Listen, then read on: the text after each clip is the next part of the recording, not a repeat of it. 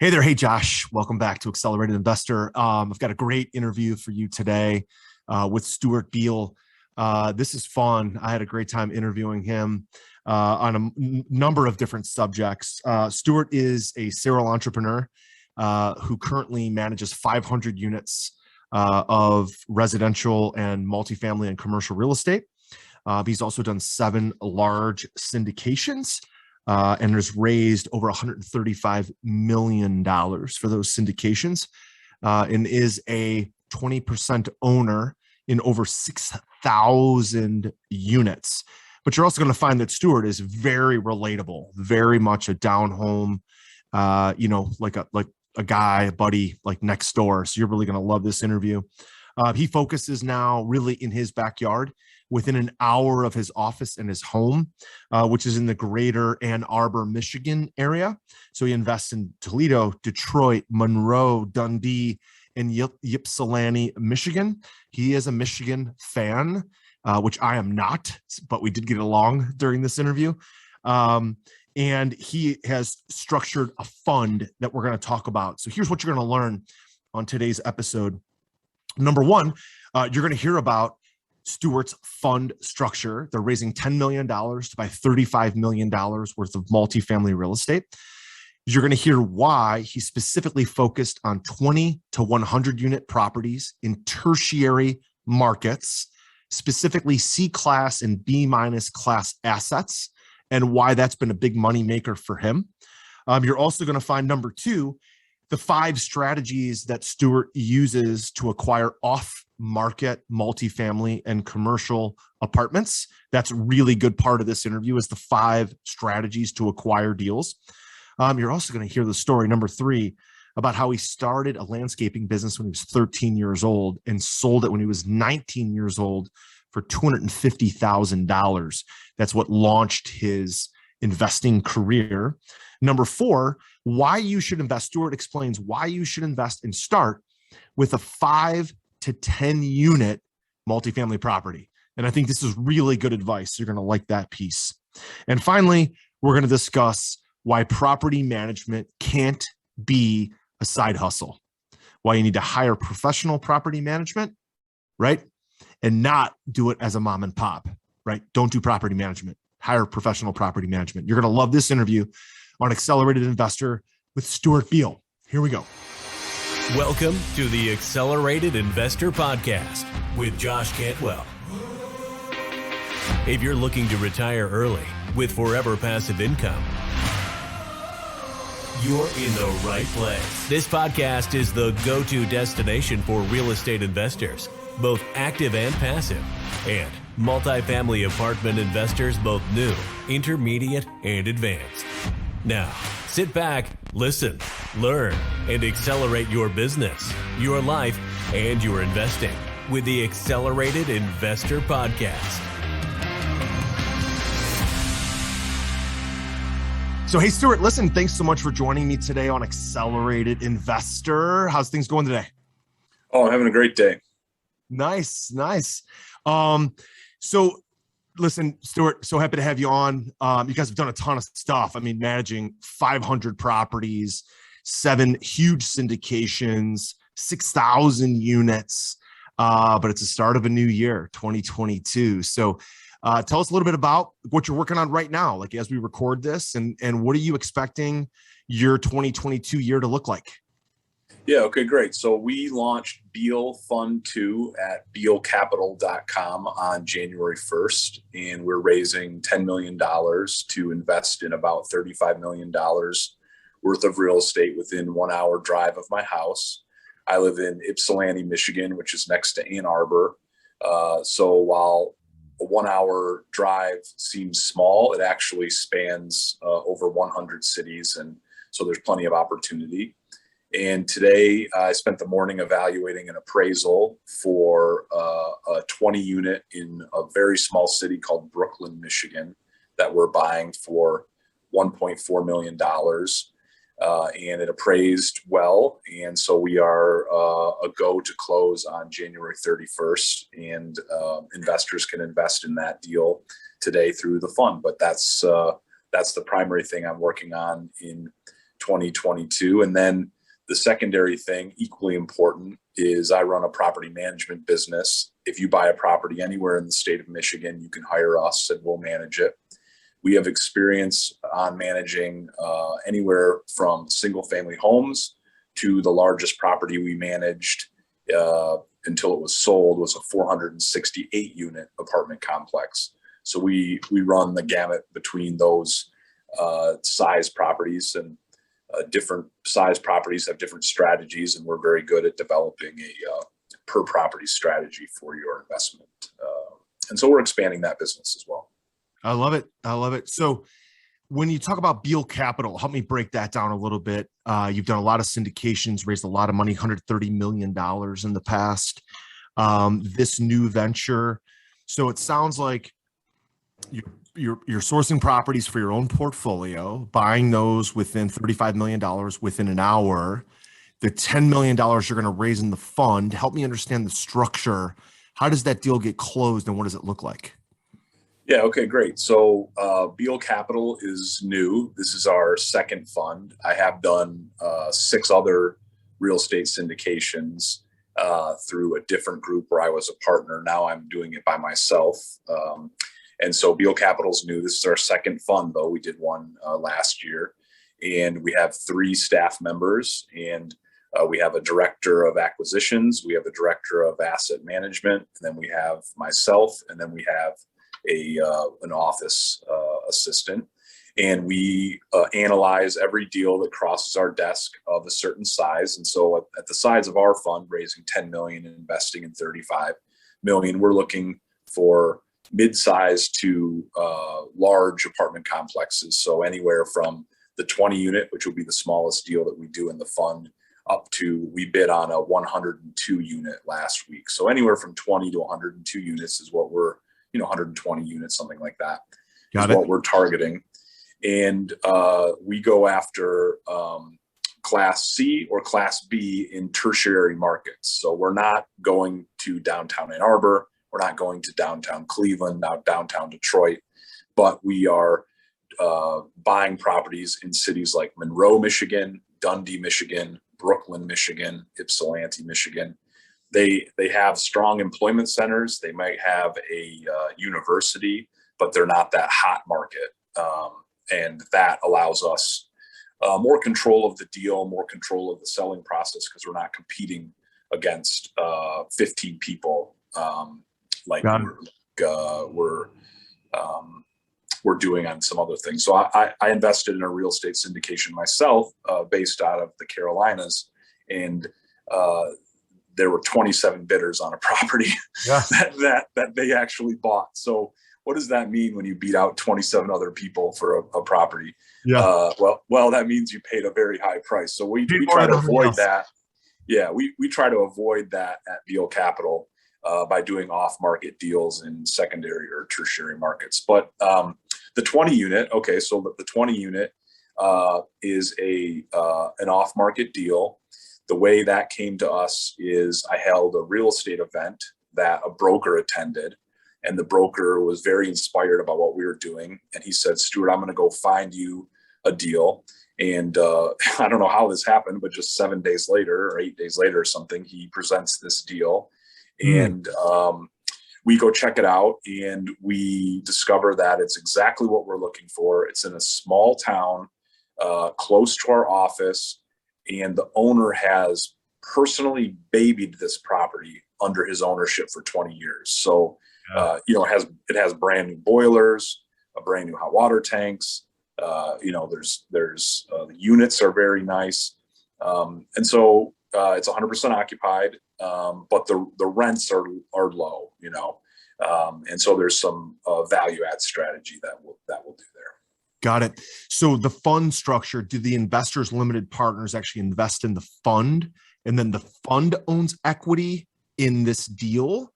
Like is the 20 unit going to be bought in its own LLC, like a special purpose LLC, and then the fund is going to own a certain percentage of the equity of that deal? So the fund investors are going to own chunks of all these other deals that you own. Is that the structure? Do I have that right?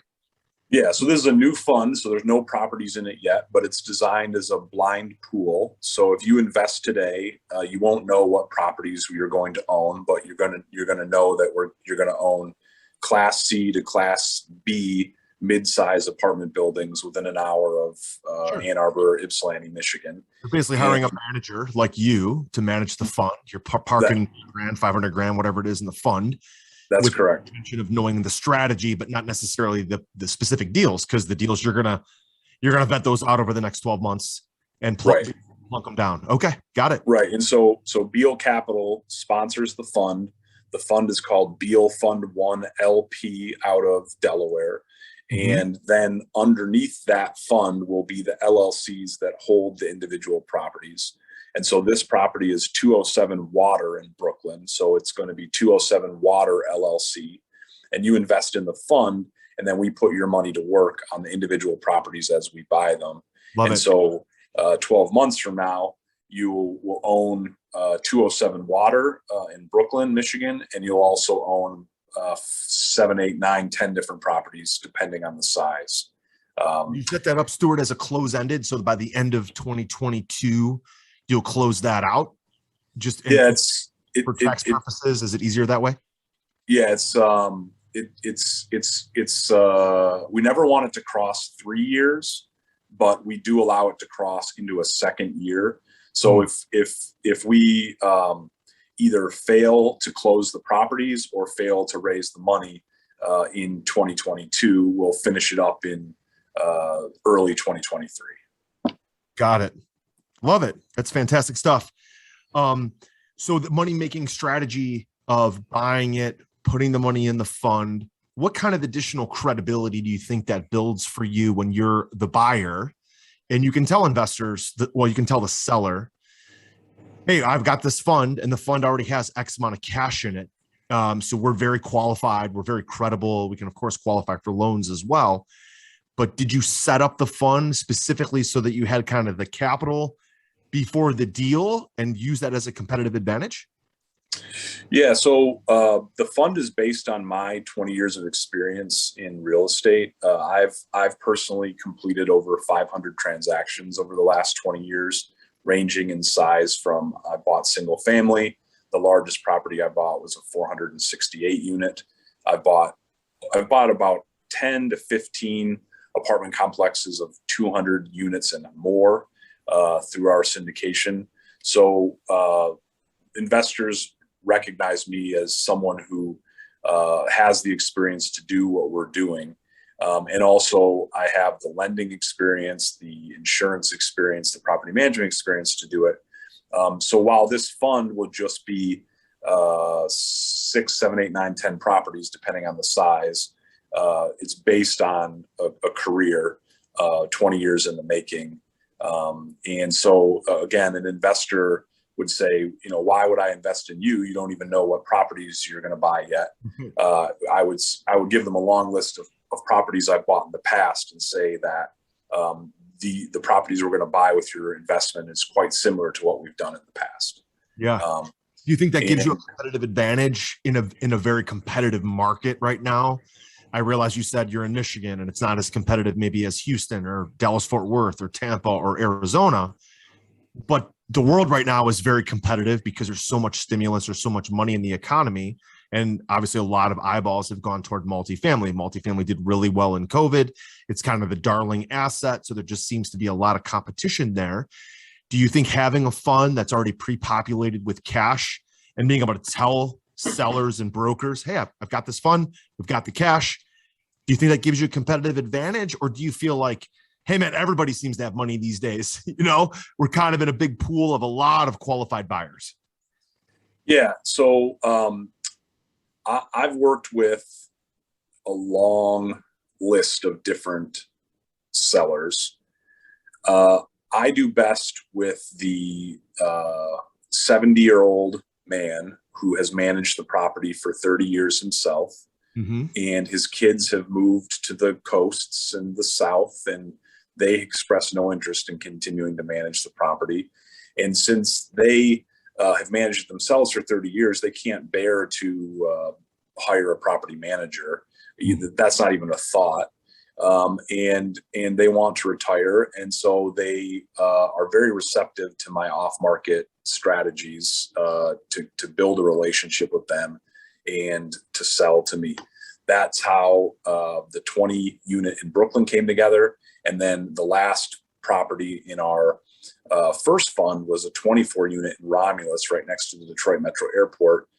Same thing. I sat in this 70-year-old man's garage for an hour and a half negotiating the purchase price. And so that's who I do my best work with. And they don't ask me if I have the money. That's never been asked, and I've done it 100 times. I think I just come off as trustworthy, and they just trust that I do. Mm-hmm. Now I do also buy from very sophisticated sellers, and they ask for proof of the money. And we have what's called proof of funds letters that we have our banker write, and he just writes a quick letter saying Stuart Beal has this money in the bank accounts that he controls. And then we present that to the sophisticated sellers, and that gives them comfort as well. I've also sold properties myself, and over half the time that I've gone to sell a Class C property, it hasn't sold on the first go around because the seller was not qualified. And despite our efforts to qualify them, there's so many people out here trying to buy properties right now, and so many are not qualified that it's a risk. And so you raise a valid point. So when I've gone to sell, I've had trouble sometimes. When I go to buy, I bring my best foot forward and use my experience and our resources and our investors, which are really important, to convince the seller to sell to us. Got it. How do you get your foot in the door? Is there any special secret sauce that you use to get your foot in the door with off-market deals? And the reason why I ask is, I've got great relationships with some massive brokers. There's big brokers in a lot of big markets, the Newmarks, the CBREs, the Kramer and Kramers, the Marcus and Millichap guys, all that kind of stuff. They've gotten so sophisticated at marketing, selling, building relationships with sellers that I think a lot of multifamily investors have just said, hey, I'm just going to rely on the brokers to bring me deals. We do both. We buy both on market and off market with brokers and without. Is there any secret sauce or silver bullets that you use to find these deals before the brokers build the relationship? Yeah, so we use 5 strategies to acquire real estate. The first one is social media marketing and networking. So if you follow me on social media, I post a couple times a day about real estate related matters. You'll quickly realize, wow, he must be getting some pretty good leads based off that social media. And it's true. More than one lead per day comes into my Facebook Messenger or LinkedIn, LinkedIn direct message from a seller. Now, of course, a lot of them are not helpful. You need to weed through them and find out what you're looking for. But the number one thing, not the number one thing, excuse me, but the first strategy we use is social media. That brings in a lot of off-market leads. The second thing we do is we write letters.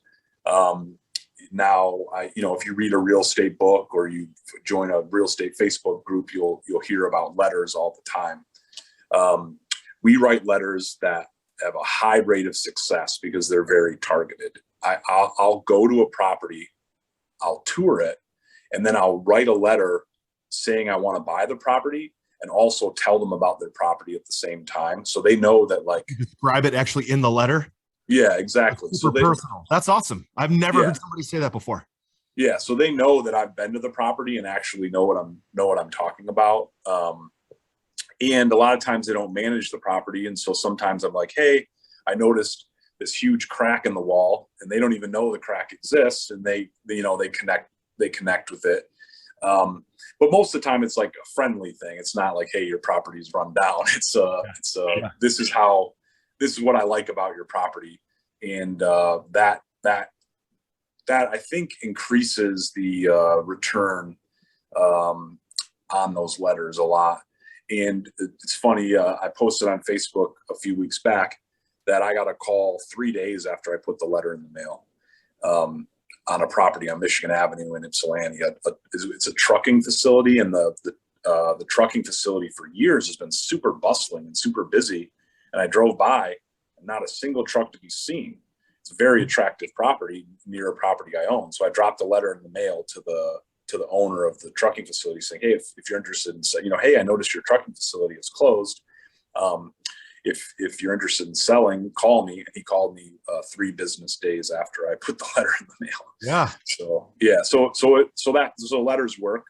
And then the third strategy is brokers. We work with brokers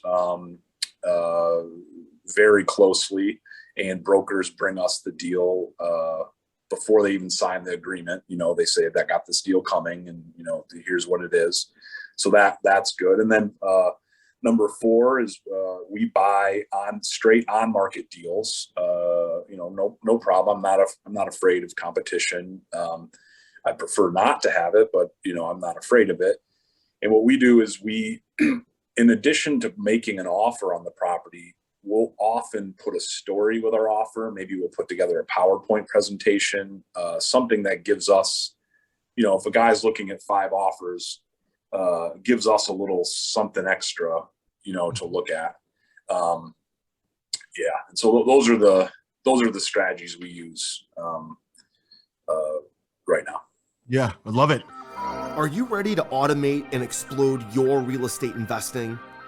We're searching for extremely motivated individuals who are sick and tired of wasting time and want to finally see real results from their real estate investing business.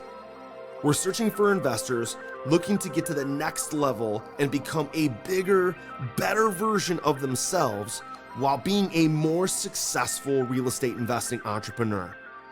Apply for mentoring and coaching at joshcantwellcoaching.com/podcast. That's joshcantwellcoaching.com/podcast. That's great stuff, man. The fund structure, some of these strategies to acquire deals are great. Stuart, let's back up a little bit to your start. You're having a lot of success now. You've raised a lot of money. Property management, 500 doors, 6,000 units, 7 big syndications. It probably always wasn't that way, right? Didn't have the reputation that you have now. You started from somewhere.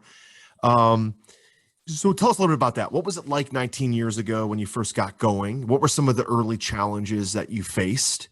And how did you overcome those?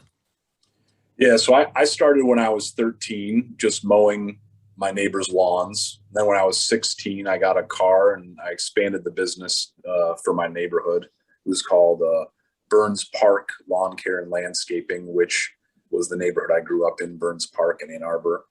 And then when I was 19, I actually sold that business for $250,000.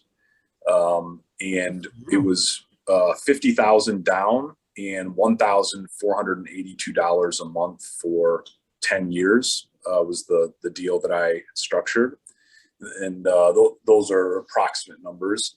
So what I got is I got $50,000 in my bank account and $1,482 coming per month. And what that allowed me to do is not have to get a job doing something I didn't want to do. I could do what I wanted to do, which was invest in real estate. And the first deal I ever did was a 5-unit on Eastern Michigan University campus, because I was going to Eastern Michigan and I needed a place to live. And I did what I call a glorified house hack. I bought a 5-unit that had 4 occupied units and 1 vacant unit. And so I moved into that vacant unit and I was the landlord of this 5-unit property. And the challenges were immense. They were comical, 20 years later. They were scary, they were exciting. But the first story I tell of my property management career is I lived in apartment 4, and apartment 2 below me said that there was a dog barking in apartment 1. And I said, there couldn't be a dog barking in apartment 1. The woman who lives in apartment 1, she's on vacation for a month. She told me that she would pay me the rent when she got back from vacation. There couldn't be a dog in her apartment. And so they said, okay, we must be not understanding where this barking is coming from. Maybe it's in apartment 3 or whatever. But then a week later, they were like, Stuart, no, there's definitely a dog in apartment 1. I said, there can't possibly be a dog in apartment 1 because she's on vacation for a month. Yeah. They were like, no, it's definitely there. You got to check it out. So it was a different entrance. I went around the property to the different entrance. I walked in to the hallway and the door was going pop, pop, pop, pop, pop, pop, pop. I'm like, oh my God, there's a dog in there. So I key in, and the resident had dumped a 50-pound bag of dog food on her living room floor and left her kitchen water on, so the dog could hop up on the counter and lap the water, and went on vacation for a month. Holy shoot! Really? Yeah. And so there was more dog poop on the floor than carpeting, and the food was all over. And so that was my first on the job landlording experience. Well, she got back. She got back and never paid rent again, and so that was my first eviction as well. Yeah. Oh my! Because you went on vacation. Like when you get home, she's already got to know she's not going to pay. She's going to just take the dog and leave. Well, so she left behind. Oh my gosh. Yeah, so I took the dog to the Humane Society because I couldn't get a hold of her, and so when she got back, I let her know that she could pick up her dog at the Humane Society. She could explain her story to them. Yeah. But then she never paid rent ever again, and she was delinquent before she went on vacation. Too. Sure. I only she got money for vacation. She couldn't. Yeah. Well, people. I mean, if you're in property management long enough, you'll realize that people use their money for what they want to use it for, Yeah. So that's, I've got 100 stories like that, but that was my first experience as a landlord. And, I learned a lot, managing this 5 unit, and it gave me confidence a year later to go buy a 30 unit. And I didn't have 100% of the capital necessary to buy this 30 unit. So that was my first time taking on an investor. And then I just bought a property a year until the foreclosure crisis. And then in the foreclosure crisis, I bought a property a month. So I bought 50 properties through the foreclosure crisis, one property a month. How did you manage that, Stuart? I'm curious, during the crisis, because we were investing in the crisis as well. I was not in commercial real estate at that time. We were doing a ton of wholesaling, actually, and a lot of short sales. So we weren't owning many properties, but it was really tough to navigate. I mean, Cleveland, Detroit, frankly, the whole country. But as you know, like Arizona, Florida, California, Michigan were 4 or 5 of the worst states as far as number of foreclosures, property decline, as far as pricing goes, those types of things. What did you do to make it through that and succeed? You started buying more properties, not less, but also property values probably became very tough to comp out and find out what are these things really worth. So help us understand how you navigated that couple of years. Yeah, so people forget. And in the state of Michigan, the foreclosure crisis lasted 7 years, really. Okay. So it started in 2008, and things were going down until 2011. Only till 2012 did things start like making sense again. And then it really lasted till 2015, where prices were finally making, sense on traditional metrics like construction cost and some other things like that. Mm-hmm. So in 2008, what happened is I live in a very small city. It has a university called Eastern Michigan University, but it's a population of only 20,000. I'm familiar because when I was in high school, I played basketball at Padua Franciscan. Okay. There was a little dude from the city. His name was Earl Boykins. Yes, exactly. In Michigan. And yes. Earl and I were in the same class. So I played against Earl in high school for 4 years. Freshman year, when he walked into the gym, he couldn't have been more than 75 or 80 pounds, had his socks pulled up to his knees. And we're like, who is this little dude? Well, he just ripped us up. I ended up beating him both times as a freshman. Then he played varsity. Then he played at Eastern Michigan, was an unbelievable college player. And then he played in the NBA. And I still see Earl in Cleveland once in a while. I actually go to church sometimes down at the cathedral where I was married, and Earl would go to church there. Okay. And I remember when I was a senior, Earl just killed us, like 38 points. I mean, this dude was what, 5'5", maybe 5'5", 38 points in one game and 42 points in another. I think they went to the state Final Four. He was unbelievable. And at one point had the NBA record for scoring the most points in a single overtime. I think it was 15 points in a single overtime. I went to Eastern Michigan. So Earl Boyk is still in my athletic nightmares from EU or EM. So anyway, yeah, I digress. But no, so what did you do then with understanding, like navigating this 7-year process, especially those first, like you said, those first 4 years or 5 years where nothing made sense? Yeah. So what happened was, and the reason I was saying Ypsilanti is a small town is 3 landlords lost 75 properties to the banks in 2008. They signed up for adjustable rate mortgages in the craze of 2006, and they reset in 2008 as the foreclosure crisis hit, and Eastern Michigan University suffered immensely in the foreclosure crisis because Eastern Michigan is what they call a commuter school, and the people that did live on campus, their parents only lived a half an hour away or 45 minutes away. So when their parents said, "Hey, I'm losing my job or my income's being slashed, I can't support your college endeavors, like how do we cut budget here?" The students moved home, right? So they continued to go to Eastern, but they pulled out of these apartments, right? Got it. So in 2008, these landlords were saying, okay, my rate is going from 4% to 12% or whatever crazy thing they agreed to, plus the rent's going down because we don't have people to rent to, the students are pulling out, and they lost 75 properties to the banks. So the banks put 20, 30 properties on the market all at the same time, and I really appeared to be the only person who had cash at the time. And it was winter, and the properties were foreclosed, and they were badly winterized. And so the banks started boarding them up, and there were no tenants.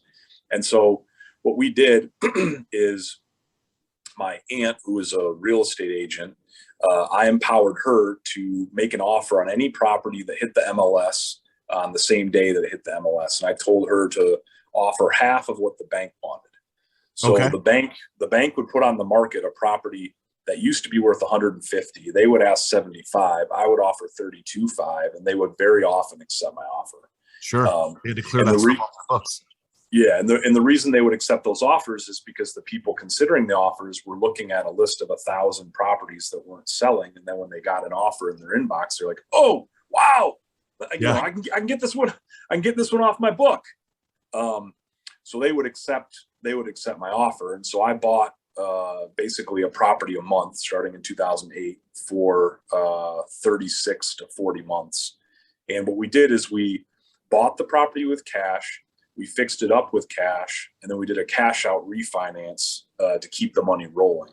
Sure. So to buy those 50 properties in the foreclosure crisis, I really only used about $100,000. Got it. To buy 50 properties. We would just keep it rolling.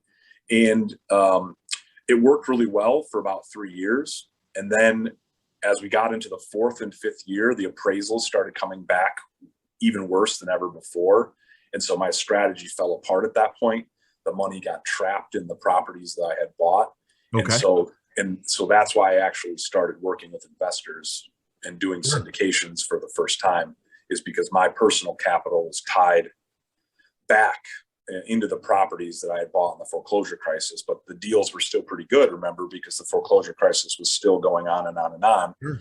So that's why I started working through that, because you were, I imagine, investing for cash flow. You're buying these properties to rent them out, fix them up, rent them.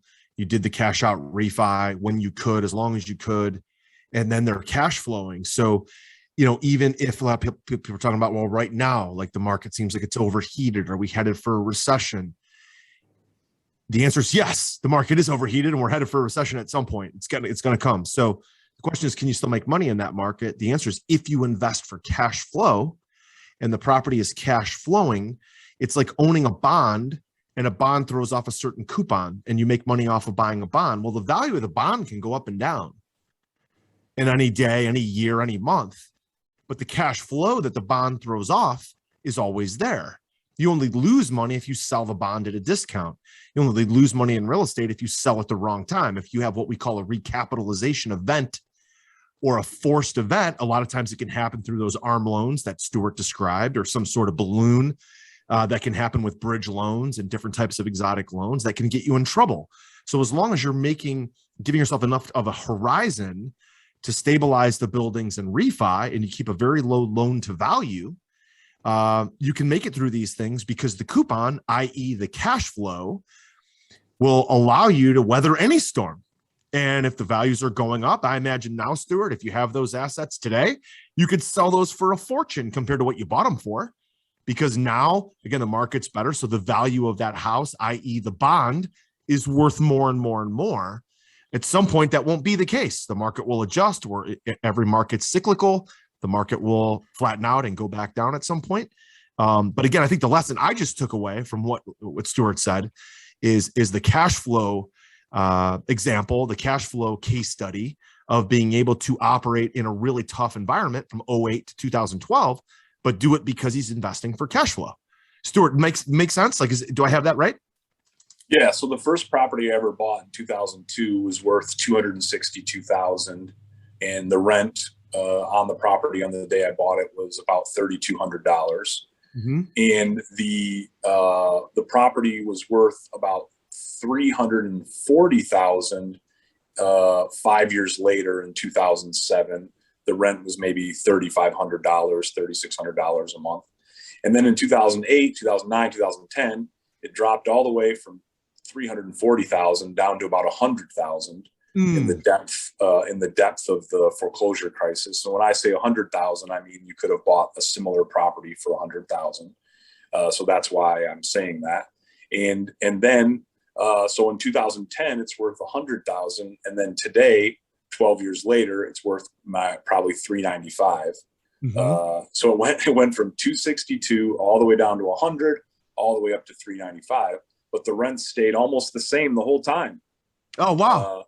Like it went. It started at 3,200, went up to 3,500. Maybe it went down to 3,000. Maybe now it's 3,800. But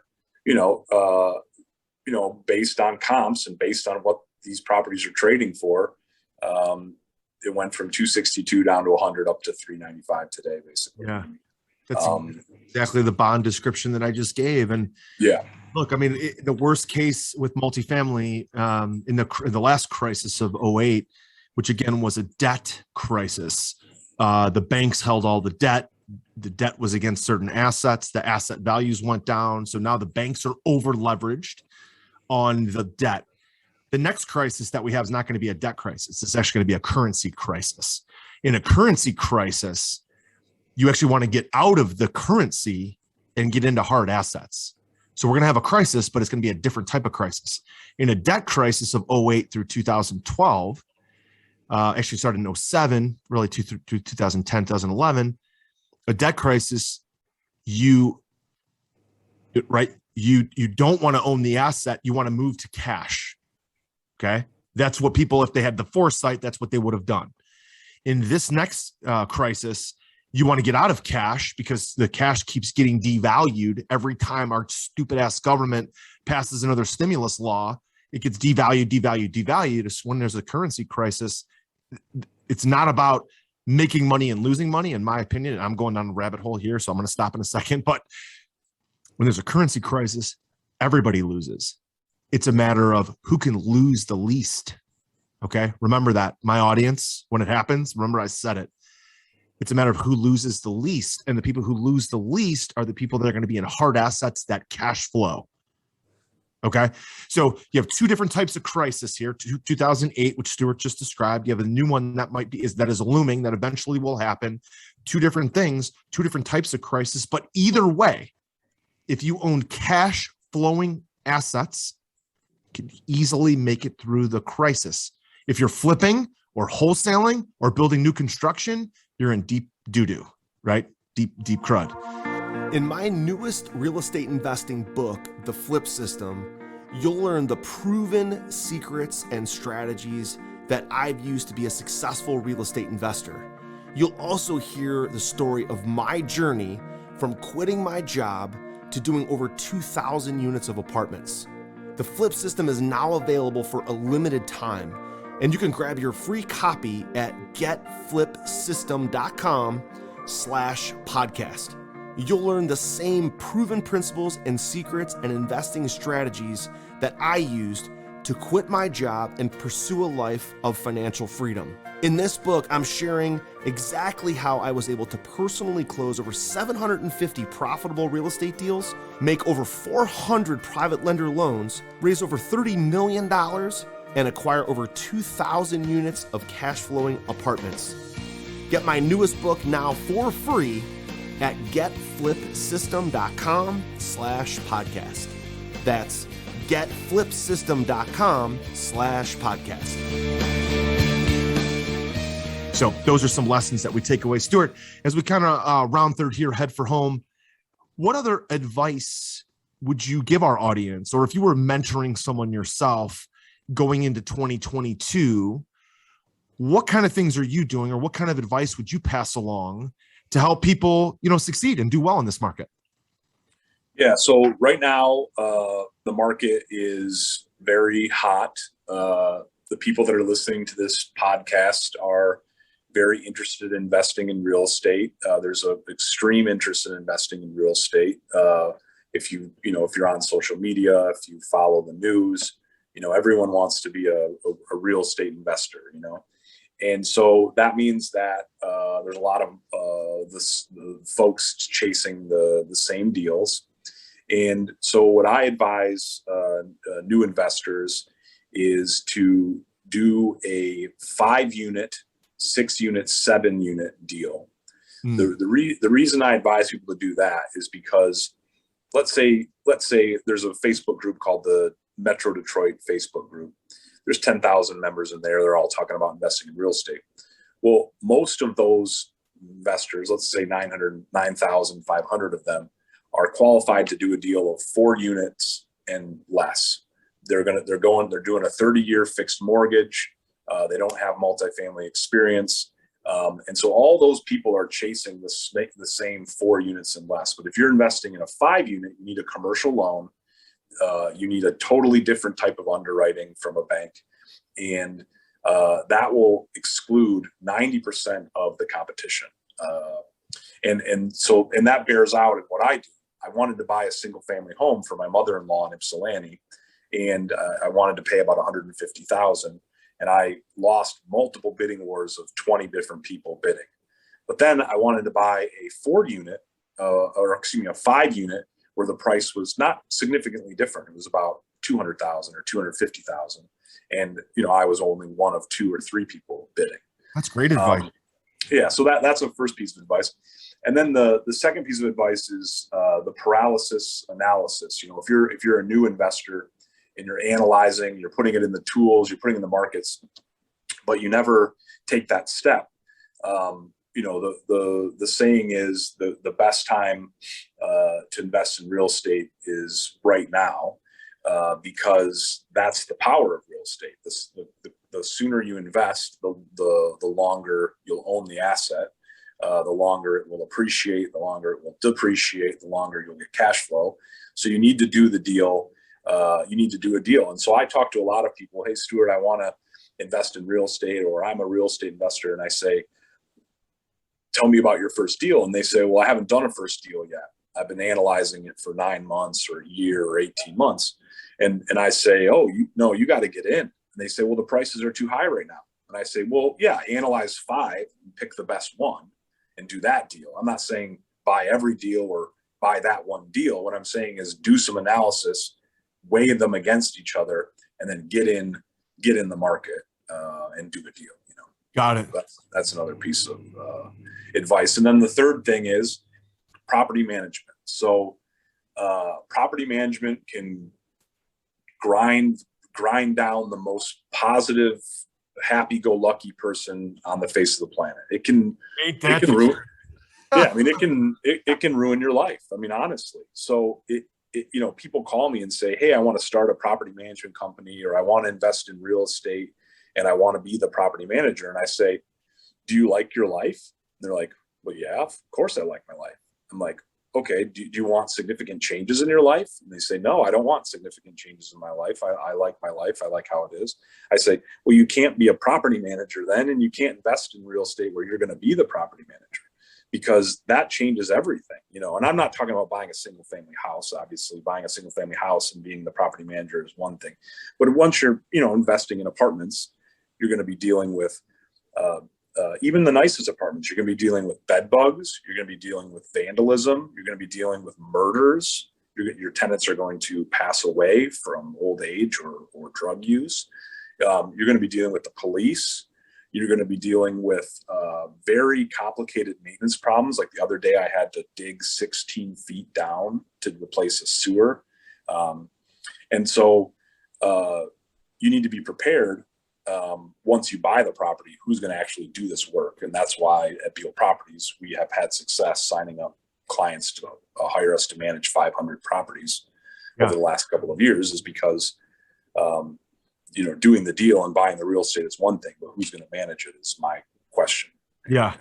So let me ask you one final question, Stuart, is why do you do property management when we both know how difficult it is, right? Because you just advise people, right, pretty much not to do it, but you're good at it and you're doing 500 units. So why the dichotomy between the advice and what you're actually doing? Like, help me understand the gap there. Yeah. So you need to treat property management the way police officers treat their job or surgeons treat their job. You can't go do heart transplants all day and then come home and bring that with you into your house. The same thing with a police officer. A police officer deals with 21 negative things all day. They have to have a mindset that that's their job, that's their work, and they're not going to bring that home to their family. I mean, because if you do, how are you going to be nice to your wife or your kids if you bring in all that baggage on your shoulders into your house? So the way I learned to do it, and it took me many years to do it. I was so worried about that dog I told you about. I actually cried about that dog, because that's the natural human thing to do. And I was very worried about the woman. Like, oh my God, is she going to lose her dog if I take this to Humane Society? All that. So, it took me many years to learn it, but you just need to have a robotic mentality. Rent's due on the first. It's not due on the second. It's due on the first. No, you cannot play music that loud. It says it in your lease. And just have a robotic job approach to the property management. And that way it mutes the negative things and allows the positive things to flow up. So, yesterday we rented 11 apartments to 36 Afghanistan refugees. They couldn't find housing in Washtenaw County. They got together with this wonderful organization we work with, and they came and they said, "This is what we want to do." And so we put that really positive property management story together this week. And so that allows us to feel really positive about what we do, while kind of, muting out the negatives, so to speak. Got it. That's fantastic advice. I love the stories as well, as far as being able to kind of compare. I've got a buddy of mine, a close friend of mine, just talked to him this morning. He's an investor with me, and he's a police officer, and he works at Metro Hospital, which is the county hospital, right? So this is where a lot of good people go, but also this is where the gangs go when someone gets stabbed and shot. And he's got to be able to leave that at work, right, when he comes home. And your analogy of property management is very much the same. I've had people die. I've had people have heart attacks. I've had people get shot, on site. I had my own work van that my maintenance guy was in. This is not related to property management, but there was a random shooting on the freeway. And both of his nephews, who he should not have had my van on a Saturday, moving his personal effects for his nephews, but he did. And the van got shot up on the freeway, and both of his nephews got hit by bullets and ended up right. So stuff, Stuart's point of stuff just happens, and you've got to be able to separate. Okay, if you're going to be in property management, make that your profession. Don't do it as a side hustle, because the side hustle is not fun. So Stuart, listen, this has been I've had an absolute blast interviewing you today. Reminiscing about the 2008 crisis and how you managed it was fantastic. Earl Boykins brings back some nightmares for me. So I appreciate that. And lots of great advice here. So I'm sure our listeners will want to connect with you on your website or social media, possibly become an investor with you, partner with you. Where can they connect with you online? Yeah. So, it's gobeal.com, GOBEAL.com is our property management website. And then our investor website is bealcapital.com. And then I'm Stuart Beal. You can find me on Facebook or LinkedIn, and I'm very active on those platforms. And you can send me a direct message, on either one of those platforms, and I'll get back to you shortly. And I like doing calls with investors. So if you just have questions about real estate or want to be an investor, either way, or if you are investing on your own but just need advice, I'd gladly give you a half an hour of my time. And so reach out, and I'll be glad to help with whatever you're working on. Fantastic stuff. Stuart, listen, thanks so much for joining me today on Accelerated Investor. I had a blast. Thank you. All right, guys. Well, listen, I hope you enjoyed that interview with Stuart. I had a blast doing it. Stuart and I have some really fond memories of the 2008, 2009, 2010 crash, as well as nightmares of Earl Boykins, which you guys heard about. Listen, I learned a lot from Stuart and took a lot of notes. And listen, guys, if you're looking to plug in to guys like Stuart, like my other guests, and be a part of a multifamily mastermind coaching program, partnering program, it's a shameless plug, but I'll tell you that we have over 40 members in our Forever Passive Income Mastermind. This ecosystem that I've built is made up of property managers, owner operators, active investors, acquisition specialists, insurance guys, lenders, and passive investors. I personally run the group. I personally do the coaching. The masterminding is phenomenal. And we partner on a lot of deals. So if you're looking to kind of plug into an ecosystem and an organization that already exists, that's operating at a very high level, you can apply to be a member of the Forever Passive Income Coaching Mastermind and Partnering. You can apply at joshcantwellcoaching.com. Okay, check that out. You'll be able to meet more members just like Stuart, and a lot of the other members we've had on the podcast are in the group. And I think you get a lot out of, rubbing elbows, rubbing shoulders with those kind of folks. All right. So thanks so much for being here. If you feel compelled, please open up your phone, leave us a rating and a review. Let us know how this interview went, and send us any kind of questions that you have so we can answer them on the next podcast. We'll talk to you next time. Take care. Hey, Josh here. And do you want to win a free Accelerated Investor t-shirt? All you have to do is give Accelerated Investor, our podcast, Accelerated Investor, a rating and a review on iTunes. Okay? Do that now. Then send us a screenshot on Facebook or Instagram or Twitter. What we're going to do then is every week we're going to pick our favorite rating and review, and we're going to send that person a free t-shirt, and maybe, again, some other cool, fun stuff as well from Accelerated Investors. So, again, don't forget to take a screenshot. Leave a rating, review, take a screenshot, send it to us so we know exactly who you are. And then once a week, every week on the podcast, we will announce a new winner. Don't forget to take a screenshot and send it to us so we know exactly who you are. We'll announce a new winner every week.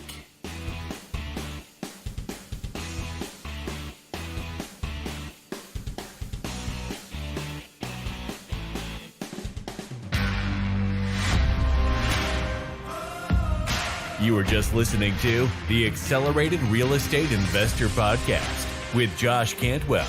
If you enjoyed this episode and learned something new, help us build our community by leaving a review and 5-star rating on our iTunes podcast channel. Also, don't forget to subscribe so you never miss another episode. To see passive investing opportunities, visit freelandventures.com/passive. To start your journey toward the lifestyle you've always dreamed of with multifamily apartments, apply for one-on-one coaching with Josh at joshcantwellcoaching.com.